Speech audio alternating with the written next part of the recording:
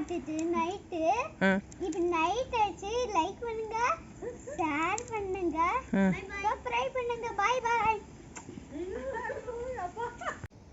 தாளிக்கிறதுக்கு வெங்காயம், ஸ்பைசஸ்ஸு, 3 பச்சை மிளகாய் எடுத்து இது வந்து நம்ம கொஞ்சம் ஏலக்காவும் போட்டிருக்கிறோம். எண்ணெய் சேர்த்ததும் எண்ணெய் காஞ்சது இதெல்லாம் சேர்த்துட்டு நல்லா கோல்டன் ப்ரௌன் வர வரைக்கும் நல்லா வதத்து எடுத்துக்கலாம். அடுப்பில் தான் செய்கிறோம் நம்ம இன்றைக்கி. இப்போ வதங்கும் போதே ஒரு கைப்பிடி புதினா சேர்த்துக்கலாம். இதெல்லாம் நல்லா வதங்கினதுக்கப்புறம்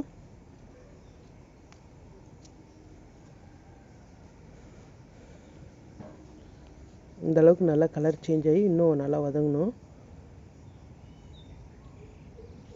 இப்போ கொஞ்சம் மிளகாத்தூள், காஷ்மீரி சில்லி பவுடர் சேர்க்குறோம் 50 கிராம். இதுக்காக நல்ல கலர் வரணுன்றதுக்காக எண்ணெயில் சேர்த்தோம்னா நல்லா கலர் கொடுக்கும்.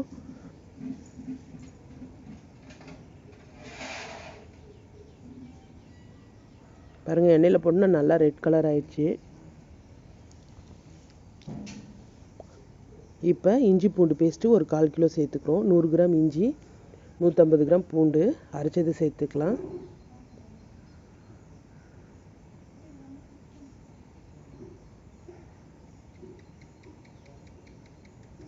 இப்போ இதெல்லாம் வதங்கினதும் ஒரு 1/2 கிலோ போல் தக்காளி சேர்த்துக்கலாம். இது வந்து நல்லா மெல்ட் ஆகி வதங்கணும். அந்த அளவுக்கு நல்லா வதக்க வேண்டியது இருக்கும். கொஞ்சம் கைவிடாமல் நல்லா வதக்கணும்னா அடி பிடிக்காமல் இருக்கும்.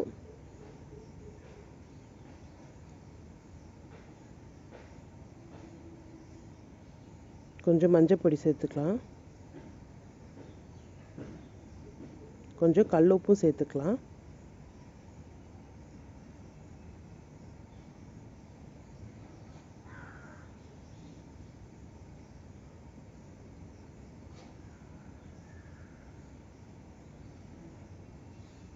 கைவிடாமல் கலக்கணும்னா அடிப்பிடிக்காது. தக்காளி நல்லா மெல்ட் ஆகி கொடுக்கும்.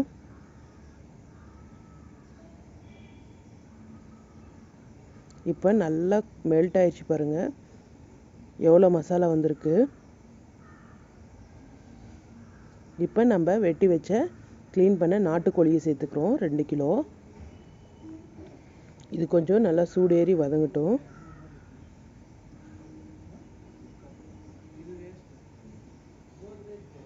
நல்லா சூடேறி வதங்கின சுடுதண்ணி சேர்த்துக்கலாம்.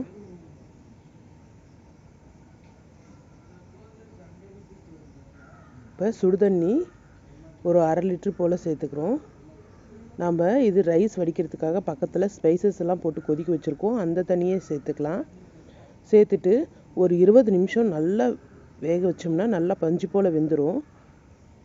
இது நாட்டுக்கோழி, வீட்டில் வளர்த்த கோழி, அதனால் வந்து இது கொஞ்சம் வேகிறது லேட் ஆகும். இப்போ தண்ணி வந்து நல்லா கொச்சிருச்சு. இதில் இருக்கிற ஸ்பைசஸ் எல்லாம் எடுத்துடலாம். எடுத்துட்டு நம்ம ஊற வச்ச அரிசியை சேர்த்துக்கலாம் தண்ணி இல்லாமல். பக்கத்தில் சிக்கன் நல்லா வெந்துருச்சு.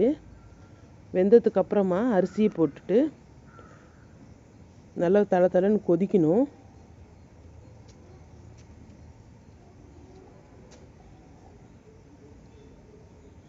இப்போ ஒரு 70% அரிசி நல்லா வெந்துருச்சு. வெந்ததுக்கப்புறமா ஒரு ஜல்லடியில் வந்து வடிகட்டி நம்ம செஞ்சு வச்ச மசாலாவில் சேர்த்துக்கலாம். தண்ணி எதுவும் இல்லாமல் கடைசியாக பார்த்துட்டு தண்ணி சேர்த்துக்கலாம்.